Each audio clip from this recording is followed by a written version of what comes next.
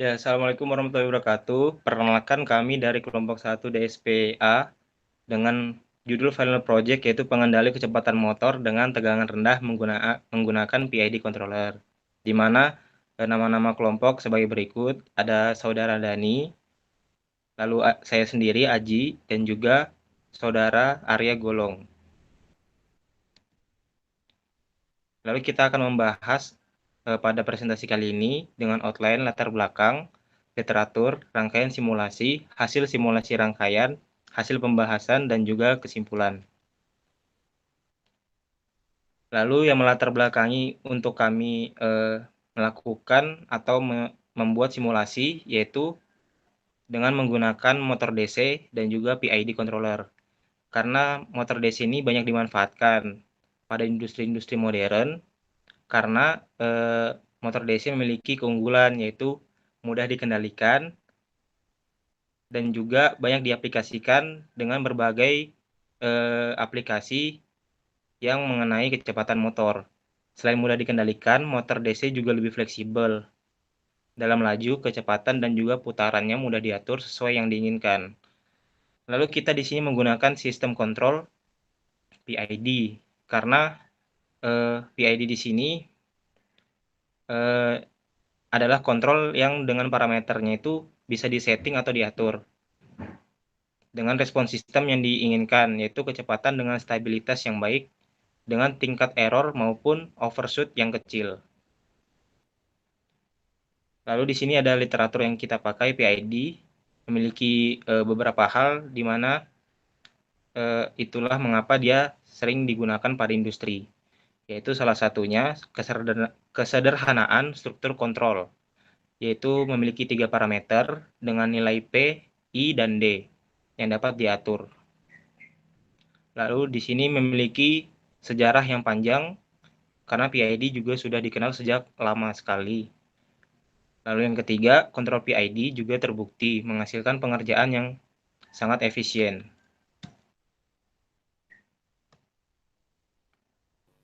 Next, literatur yang kedua, ada motor DC, yaitu bagian komponen yang penting dan tidak boleh terlupakan dalam kontrol sistem adalah aktuator.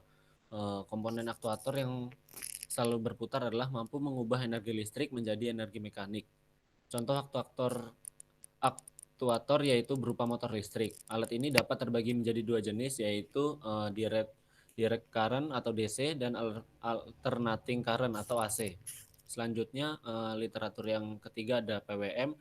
Pulse Width Modulation adalah teknik yang ampuh untuk mengontrol sirkuit analog dengan keluaran digital prosesor. PWM digunakan dalam berbagai macam aplikasi, mulai dari pengukuran dan komunikasi hingga kontrol dan konversi daya. Singkatnya, PWM merupakan cara untuk mengkodekan level sinyal analog secara digital. Sinyal PWM masih digital dikarenakan pada saat tertentu suplai DC akan penuh baik sepenuhnya atau mati sumber tegangan atau arus disuplai ke beban analog melalui rangkaian pulse on lalu dan off yang berulang. Next. Selanjutnya ada tegangan atau dapat disebut dengan beda potensial, merupakan perbedaan potensial listrik antara dua titik dalam rangkaian listrik sehingga mengakibatkan muatan listrik mengalir dari suatu tempat ke tempat lainnya. Selanjutnya ada op-amp. Penguat operasional atau disebut op-amp merupakan komponen elektronika yang berfungsi memperkuat sinyal DC maupun AC yang terdiri atas transistor, resistor, dan kapasitor yang dirangkai dan dikemas dalam rangkaian terpadu. Adapun inverting amplifier adalah penggunaan op-amp sebagai penguat sinyal di mana sinyal output berbalik fasa 180 derajat dari sinyal input. Kemudian non-inverting penguat sinyal dengan karakteristik dasar sinyal output yang dikuatkan memiliki fasa yang sama dengan sinyal input. Next. Selanjutnya ada rangkaian simulasi. Komponen yang digunakan yaitu ada constant block, PID controller, motor DC, op-amp, simulink phase converter, phase simulink converter, sum block, controller voltage, sensor V-in, sensor V-out, resistor, scope, circuit V-gain, circuit gain non-inverting op-amp, display, electrical reference, mechanical rotational reference, ideal rotational motion sensor, V in dan V out. Next. Pada rangkaian skemanya bisa dilihat pada PPT yang sudah ditampilkan. Ada rangkaian non-inverting motor DC dan rangkaian RLC.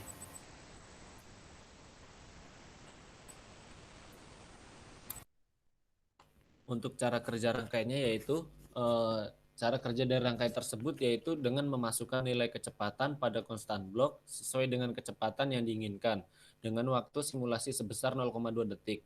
Kemudian kontrol voltage akan mengatur masukan tegangan ke op-amp hingga memenuhi keadaan kecepatan dari motor yang diinginkan.